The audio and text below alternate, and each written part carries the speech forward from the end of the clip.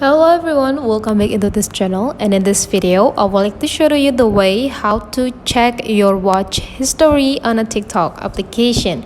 So sometimes whenever you're playing with your TikTok, you cannot realize that how many videos that you already watch, and sometimes you already skipped your favorite video ever.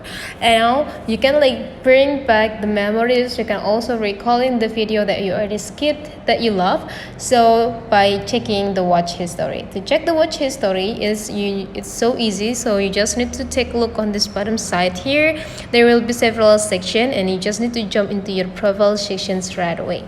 And your profile sections, you just need to go click these three straight lines in the upper right corner right here, and after that you just need to go click settings and privacy.